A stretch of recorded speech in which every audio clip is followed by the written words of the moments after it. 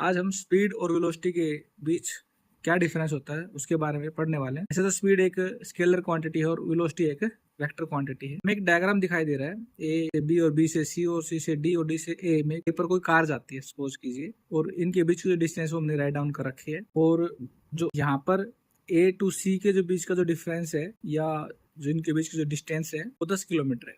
ये हम Pythagoras theorem के थ्रू निकाल सकते हैं। हमने राइट डाउन कर लिया भी ए से बी तक जो कार जाती है वो 10 मिनट में 8 किलोमीटर तक चली जाती है। बी से सी का जो गैप है वो 6 किलोमीटर, वो 8 मिनट में कार उसको ट्रैवल कर लेती है। सी से डी के बीच का जो डिस्टेंस है वो 8 किलोमीटर है और वो कार उसको 8 मिनट में ट्रैवल कर लेती है। और डी से ए के बीच का जो डिस्टेंस है वो 6 किलोमीटर है और कार उसको 6 मिनट में ट्रैवल कर लेती है। अगर हम यहाँ पे स्पीड निकालना चाहे तो हमें क्या करना पड़ेगा, हमें पहले टोटल डिस्टेंस है वो निकालनी पड़ेगी और उसको हम मीटर में कन्वर्ट कर लेते हैं अगर हमें मीटर पर सेकंड में चाहिए तो। फिर टोटल टाइम हम कैलकुलेट कर लेते हैं। टोटल टाइम हो गया हमारा 32 मिनट हो गया।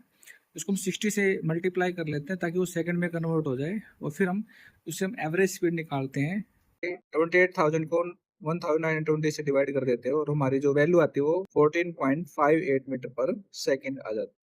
अगर हम वेलोसिटी को फाइंड आउट करना चाहते हैं तो अलग अलग पॉइंट पे अगर हम वेलोसिटी को फाइंड आउट करें, जैसे कि अगर मान लो ऑब्जेक्ट है वो वापस उसी पॉइंट पर पहुंच जाता है, तो वहाँ पर जो वेलोसिटी अगर हम निकालना चाहें तो हमें डिस्प्लेसमेंट का पता होना चाहिए। अगर कोई भी ऑब्जेक्ट है उसी पॉइंट पर आ जाता है जहाँ पर पहले से ही वो होता है, तो वहाँ पर डिस्प्लेसमेंट जीरो हो जाती है। तो उसको जब टाइम से डिवाइड करोगे तो हमारी वैल्यू क्या आ जाएगी, 0 मीटर पर सेकेंड। वहाँ पर हमारी वैल्यू आ जाती है। अगर ऑब्जेक्ट मान लो ए से बी तक गया, तो जब वो ऑब्जेक्ट ए से बी तक जाता है तो वहाँ के बीच की डिस्टेंस थी वो 8 किलोमीटर थी, तो हमने उसको मीटर में कन्वर्ट कर लिया, 8000 मीटर हो गई।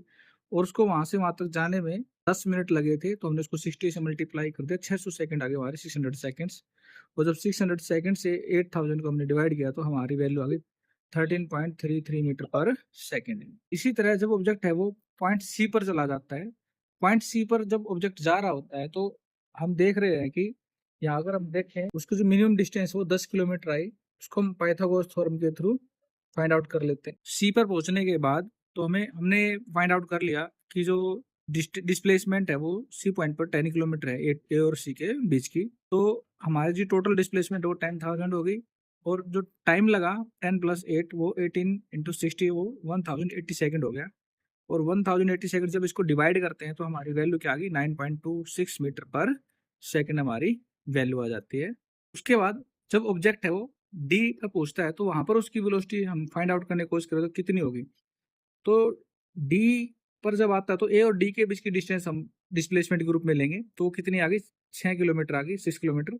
और उनके बीच वहां तक जाने में उसको 26 मिनट लगे, तो अब हम 26 मिनट को सेकंड में कन्वर्ट कर लेते हैं और इसको किलोमीटर को मीटर में कन्वर्ट कर लेते हैं। तो हमारा जो जब टोटल जो डिस्प्लेसमेंट है उसको टोटल टाइम से डिवाइड कर देते हैं, हमारी वैल्यू आ गई 3.8 मीटर पर सेकंड।